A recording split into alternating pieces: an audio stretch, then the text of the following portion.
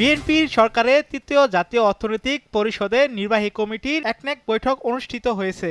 সকালে সচিবালয়ে শুরু হয় এই বৈঠকে সভাপতিত্ব করেন প্রধানমন্ত্রী ও একনেক সভাপতি তারেক রহমান। বৈঠকে দেশের অবকাঠামো ও আর্থসামাজিক উন্নয়নে লক্ষ্যে ১৬টি প্রকল্প অনুমোদনের জন্য উপস্থাপন করা হয়।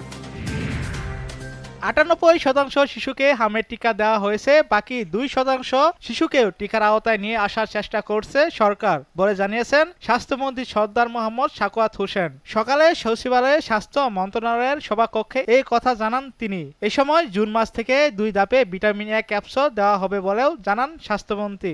প্রত্যেকটা ভ্যাকসিনেশন আমাদের এখন চলছে। ভিটামিন এটা একটু শর্ট আমাদের আছে, বাই নেক্সট মান্থ জুন নাগাদ আমরা ভিটামিন এ পেয়ে যাব সম্পূর্ণ। এবং আমরা বছরে যেটা প্রি ডিসাইডেড থিং 2বার করে ভিটামিন এ দেওয়া পুষ্টির জন্য, সেটা আমরা ইনশাল্লাহ কন্টিনিউ করব। We are not lacking behind in this sector at this moment. ডেঙ্গুর তো কোনো টিকা নেই। ডেঙ্গু আমাদের অ্যাসিস্ট করতে হবে, সবাই সহযোগিতা করতে হবে। পরিষ্কার পরিচ্ছন্নতা প্রোগ্রাম আমরা চালাচ্ছি এবং আপনি জানেন আমরা মোবাইল হসপিটালও করে রেখেছি। যদি রোগীর চাপ বেশি হয়ে যায়, যাতে একটা রোগী আমাদের বাইরে না থাকতে হয়, আমরা টেন্টিং করে আরও মাঠ রেডি করেছি, বিছনা রেডি করেছি। আমরা তাদেরকে অ্যাকোমোডেট করব। দোয়া করবেন যাতে কিউরে না যেতে হয়, যাতে প্রিভেন্ট করতে পারি। দেখেন, আমরা তো আশা করি, আমরা তো টিকাই দিচ্ছি, টিকার উপরে তো আর কোনো ট্রিটমেন্ট নেই এবং it is a continuous process. We are continue. ২৪ ঘন্টায় হাম উপসর্গে ময়মনসিংহ, সিলেট, কুমিল্লা ও বরিশালে ৭ শিশুর মৃত্যু হয়েছে। এদিকে ময়মনসিংহ মেডিকেল কলেজ হাসপাতালে ২৪ ঘন্টায় নতুন করে ২৩ জন রোগী ভর্তি হয়েছেন। বর্তমানে চিকিৎসাধীন রয়েছেন ৯৬ জন। একই সময়ে চিকিৎসা শেষে সুস্থ হয়ে বাড়ি ফিরছেন ২১ জন। ১০ বছরের মধ্যে এসএসসি এবং ১২ বছরের মধ্যে এইচএসসি পরীক্ষা সম্পন্ন করতে উদ্যোগ নেওয়া হচ্ছে বলে জানিয়েছেন শিক্ষামন্ত্রী এহসানুল হক মিলন। রাজধানীতে সোলার প্ল্যান্ট সংক্রান্ত চুক্তি সই অনুষ্ঠানে এই কথা বলেন তিনি। মন্ত্রী বলেন, জিপিএ 5-এর দিকে নয়, কার্যকরী শিক্ষার দিকে ঝুঁকতে হবে।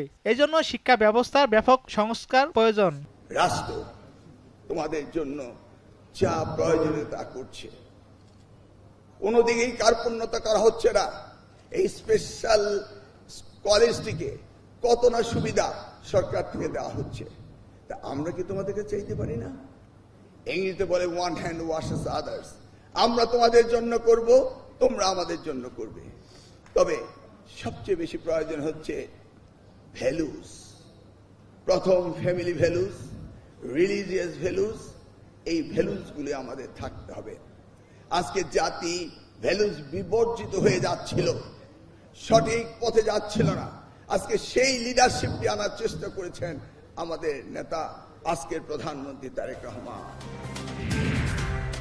আওয়ামী লীগের লুটপাটে বিধ্বস্ত অর্থনীতি পুনর্গঠনে বর্তমান সরকারের কমপক্ষে 2 বছর সময় লাগবে বলে জানিয়েছেন তথ্য সম্প্রসারণ মন্ত্রী জহিরুদ্দিন স্বপন। রাজধানীর উত্তরায় একটি ইসলামী প্রতিযোগিতার পুরস্কার বিতরণ অনুষ্ঠানে এই কথা বলেন তিনি। তথ্যমন্ত্রী বলেন, বিগত সরকারের দুর্নীতি ও ঋণের কারণে বর্তমান প্রশাসনকে প্রতি বছর $5 বিলিয়ন কিস্তি পরিশোধ করতে হচ্ছে। সরকারের লুটের কারণে আমাদেরকে এই লুটপাটের অর্থনীতির দায় দায়িত্ব জনগণকে বহন করতে হচ্ছে। অতএব এই সরকারকে এই ভাঙা অর্থনীতি, ধ্বংসপ্রাপ্ত অর্থনীতির হাত থেকে দেশকে আবার স্বাবলম্বী করতে কমপক্ষে 2 বছর সময় লাগবে। সেই কারণে আমাদের সমস্ত ভোটারদেরকে সজাগ করতে হবে, যাতে অর্থনৈতিক সংকট পুনরুদ্ধার করার এই জটিল সময়টাতে কেউ আমাদেরকে রাজনৈতিকভাবে বিভাজিত করতে না পারে। ইরানের সঙ্গে যুদ্ধ শেষ করতে চীনের কোনো সহায়তা প্রয়োজন হবে না বলে জানিয়েছেন মার্কিন প্রেসিডেন্ট ডোনাল্ড ট্রাম্প। বেইজিংয়ে একটি গুরুত্বপূর্ণ সম্মেলনে অংশ নেওয়ার আগে ট্রাম্প এই প্রতিক্রিয়া জানান। এমন এক সময় তিনি এই মন্তব্য করলেন যখন তেহরানের সঙ্গে স্থায়ী শান্তি চুক্তি আশা ক্ষীণ হয়ে আসছে এবং হরমুজ প্রণালীর উপর তেহরান নিজের নিয়ন্ত্রণ আরও জোরদার করেছে।